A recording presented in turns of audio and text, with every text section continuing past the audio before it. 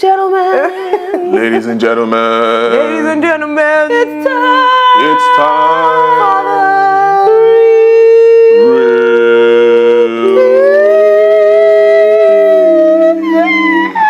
Yo, stop it. What's that? Where did you go? that was deep. That was deep. Wow. So deep. Now this real piece is serious. Yeah, it is very serious. Let me assume the serious position. Yeah.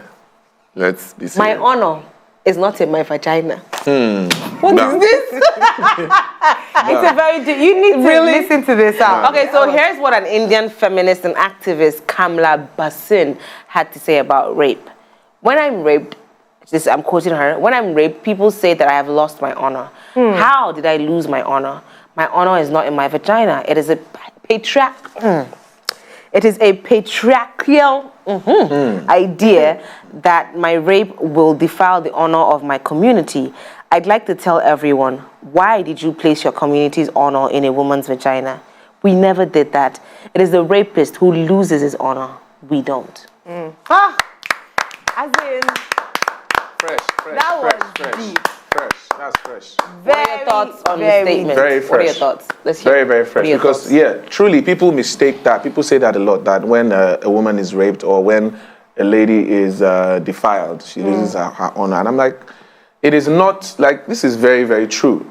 It is not about, it's not like she intentionally did it. Rape is never intentional. Rape is forced. Rape is a crime. So you can't say someone who was unintentionally or who was raped lost her honor. It's like, it's crazy.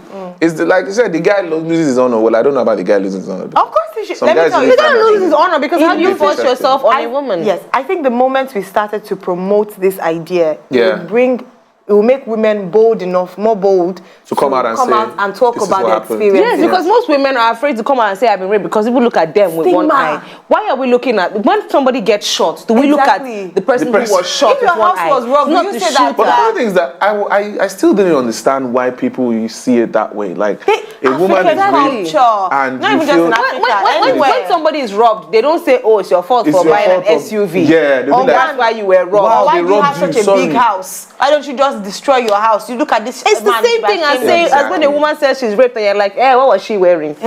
True. You know, that's the funny thing that comes out first. You know, even you. Where was she at that time? You this women. Wasn't it late? Why was she walking late on that lonely road? Like, you this women. Are you kidding? You know, they will now bring Rihanna's dressing to how you wear it. They'll say, when I watch, if you see what girls are wearing these days. Walk. Of course, it's walk. How has Rihanna's walk got to do with him? An innocent girl.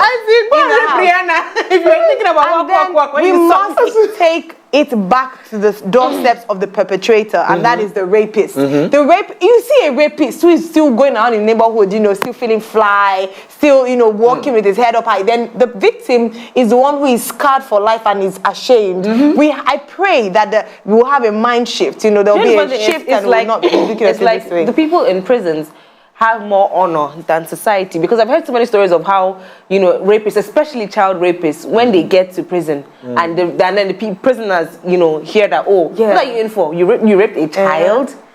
They raped that guy. I'm serious. So it's appalling that society to the actions. That society has become so warped, so. Imagine you see, and the annoying thing is that most of the time, that's what was she wearing, or some of the way you women dress. It's a woman that is saying it. Yes. And that's the most annoying thing. Yes. I saw a tweet. Yes. Well, I saw a tweet one time, and a woman was like, a girl was like, that's so and so. If you come to my house and you dress anyhow, in fact, I will encourage my brothers to rape you. What? I saw that thing on Twitter one day. I was so confused. Are you kidding? And that's what people are thinking. I was saying that. A lot of people insulted her. That wow. That's what I've heard so many. It's like saying, okay, nowadays we have in families whereby the husband or an uncle is raping the child in the home, and the mother would actually keep quiet and tell the child to keep quiet and then the uncle. Do you understand? It's this statement that they need to tell the person. Why should you tell someone who is a victim to be ashamed of what the person who did it should be ashamed of themselves?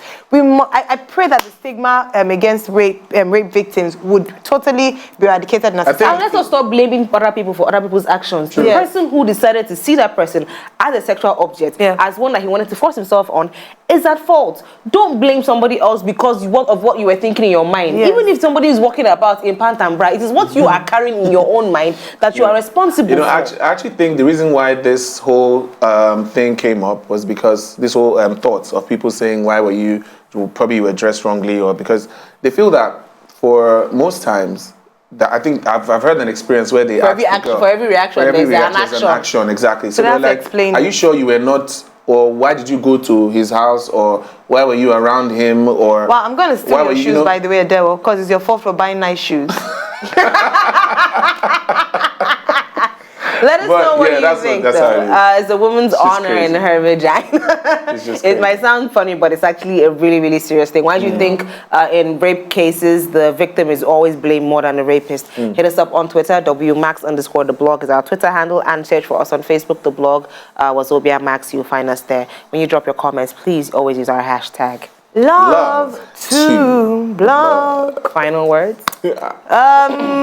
Let me see, what was I going to talk about? I think I'll just talk about this rape issue, and you know, women out there who have unfortunately been victims of rape. I want to say that you're very brave, you're very courageous to have been through that and still standing. The person who should hang their head in shame is the man who did this. You never feel ashamed of the fact that you were a victim. You had nothing to do with it.